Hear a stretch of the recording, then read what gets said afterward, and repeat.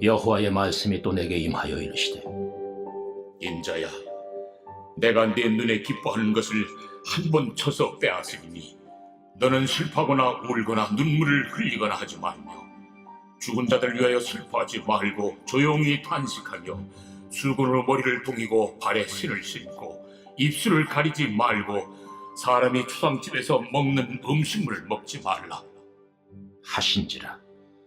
내가 아침에 백성에게 말하였더니 저녁에 내 아내가 죽었으므로 아침에 내가 받은 명령대로 행하매 백성이 내게 이르되, 내가 행하는 이 일이 우리와 무슨 상관이 있는지 너는 우리에게 말하지 아니하겠느냐?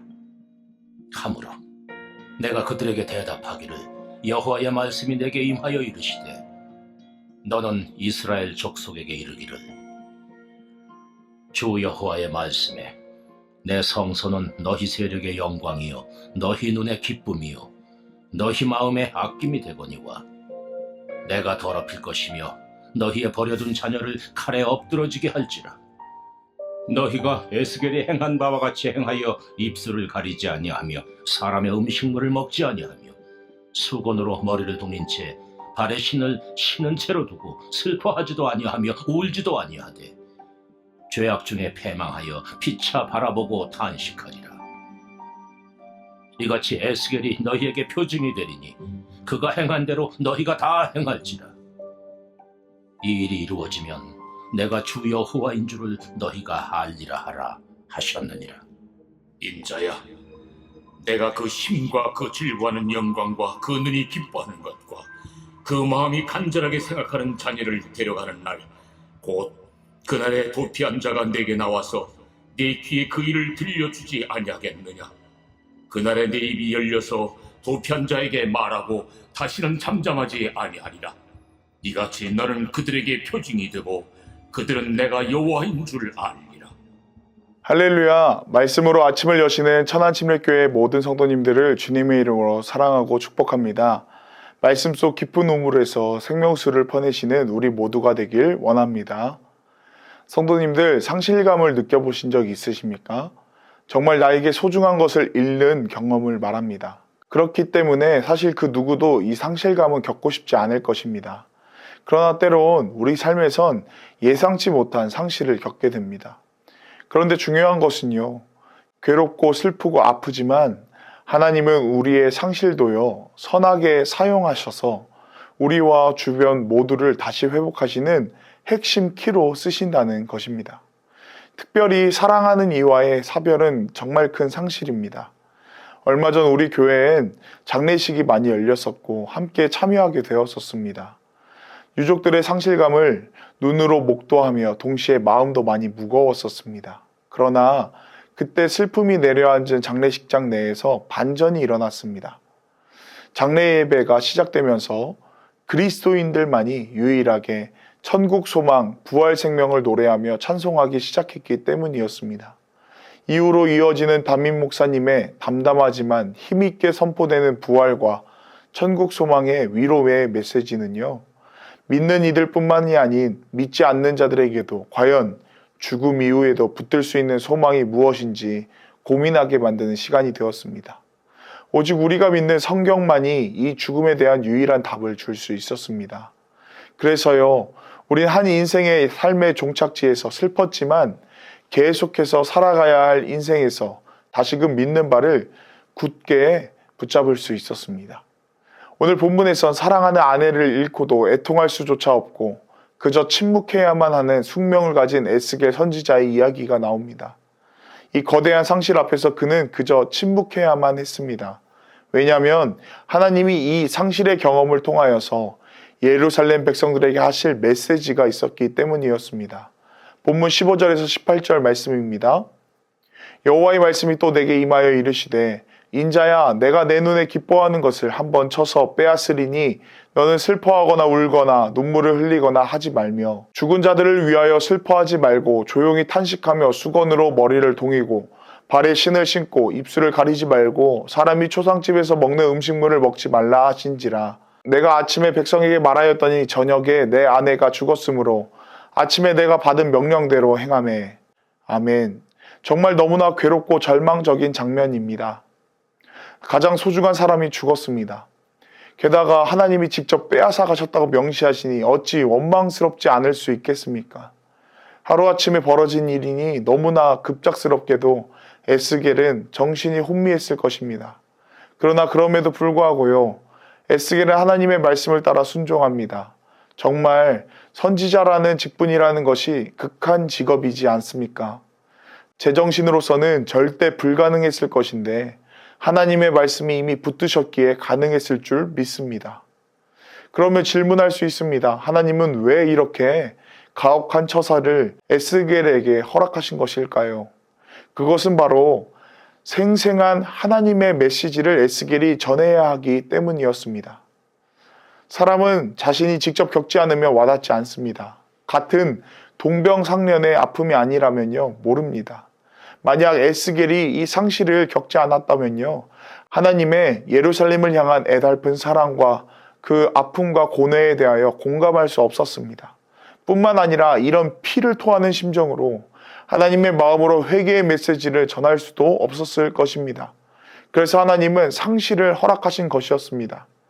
눈물 젖은 빵을 먹어본 자만이 배고픈 자를 공감할 수 있습니다.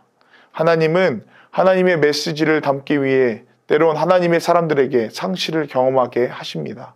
왜냐하면 상실을 통해 사람은 하나님의 마음을 알아가기 때문입니다. 제가 존경하는 한 목사님이 계십니다. 올해로 74이 되셨고 개척하고 32년간 한 교회에서만 목회를 해오시고 은퇴하신 후에 여러 교회를 돌면서 말씀으로 일으키는 사역을 감당하고 계십니다. 제가 그분을 존경하는 이유는 단지 목회 경력과 한 교회만을 섬기신 충성만이 아닌 그분의 상실 때문이었습니다. 거의 40세에 하나님을 만나고 나서 신학교에 들어가 교회를 개척하고 섬기면서 그분의 삶에 상실이 계속해서 따라다녔습니다. 수십 년간 믿었던 사람들이 등을 돌리기도 하고 신천지로 인해 교회가 반토막이 나면서 휘청이기도 했고 자제분들 3분 중에 2분이 먼저 소천하신 일까지 수없는 상실 속에서 목사님은 괴로워하셨습니다. 눈물 나고 애통해 하셨습니다. 그러나 목사님은요, 말씀 가운데 다시금 자신을 세우시고요, 그 상실의 아픔이 영혼을 향한 아버지의 마음으로 체화되어서 지금도 많은 사람들을 말씀으로 돌이키는 역할을 맡고 계십니다. 에스겔 또한 마찬가지입니다. 에스겔이 지극히 사랑한 아내처럼 하나님 또한 예루살렘과 유다 백성을 너무나 사랑하셨지만 이를 포기하실 수밖에 없는 하나님의 괴로운 심정을 에스겔은 사랑하는 아내의 죽음을 통해서 깨닫게 되었습니다. 그리고 이때가 되어서야 하나님의 메시지가 자신의 삶 속에 체화되어 유다 백성을 향한 애달픈 하나님의 심정을 깊이 체감하게 되었습니다. 그리고 때가 되자 그제서야 관심조차 없던 유다 백성들이 비로소 에스겔에게 하나님의 뜻을 물어보기 시작합니다. 본문 19절 말씀입니다. 백성이 내게 이르되 내가 행하는 이 일이 우리와 무슨 상관이 있는지 너는 우리에게 말하지 아니하겠느냐 하므로 아멘. 백성들은요, 전에 인분으로 떡을 만들어 먹고 수염을 깎는 등 하도 희한한 행동을 많이 했던 에스겔의 행동에 관심을 가지지 않았었습니다. 그러나 에스겔이 아내의 죽음 뒤에 일반적이지 않게 침묵으로 일관한 그 상실감에 대처하는 모습을 보고선 질문을 하기 시작했습니다. 마찬가지입니다. 삶을 살고 있다면 누구에게나 상실은 피해갈 수 없는 상식입니다. 상실의 시대를 우리는 살아가고 있습니다. 그러나 그리스도인이 세상과 다른 것은 이 상실을 대처하는 우리의 태도와 자세입니다. 그리고 고통과 아픔 속에서 환난 중에서도 우리가 소망의 메시지를 전할 수 있는 이유는요, 오직 우리 안에 계신 예수 그리스도께서 영생의 소망으로 함께 하시기 때문입니다. 로마서 5장 3절에서 5절 말씀입니다. 다만 이뿐 아니라 우리가 환난 중에도 즐거워하나니 이는 환난은 인내를, 인내는 연단을, 연단은 소망을 이루는 줄 알미로다. 소망이 우리를 부끄럽게 아니함은 우리에게 주신 성령으로 말미암아 하나님의 사랑이 우리 마음에 부음바 됨이니. 아멘. 우리 그리스도인들에게 상실이 허락된 이유는요, 이를 통해 반드시 하나님이 하실 일이 있으시기 때문인 줄 믿습니다. 상실을 통하여 유다 백성들이 반응하기 시작했듯이 우리의 고난과 아픔, 상실을 대처하는 삶의 메시지를 통하여 수많은 영혼들이 주께로 돌아오게 될 줄 믿습니다. 그리고 그 힘을 우리 주님이 주실 것입니다. 혹여나 상실의 기간을 지나고 계시는 성도님들이 계십니까? 그렇다면 그 안에 우리 하나님의 평강과 소망이 넘치게 부어지기를 소망합니다. 상실의 이야기가 그저 아픔이 아닌 메시지가 되어 생명을 살리는 통로가 되는 줄 믿습니다. 오늘도 합력하여 선을 이루실 소망의 주 하나님을 붙드는 저와 우리 사랑하는 천안침례교회 모든 지체들이 되시길 주님의 이름으로 축복합니다. 기도하겠습니다. 소망의 주 하나님, 오늘 거룩한 주의 날 주의 말씀으로 시작합니다. 혹여나 상실의 아픔 속에서 괴로워하는 지체들과 아프고 힘든 영혼들이 있다면 주님, 오늘 예배의 자리에서 회복시켜 주시고 삶에서 체화된 살아있는 메시지가 태어나는 귀한 시간 되게 하소서. 고난과 아픔, 좌절을 바꾸어 소망과 감사, 찬송의 메시지로 변화시켜 우리 하나님의 사람으로 사용하실 주님께 영광 돌립니다. 모든 것을 주님께 맡겨드리며 주 예수님의 이름으로 기도했습니다. 아멘. 주의 뜻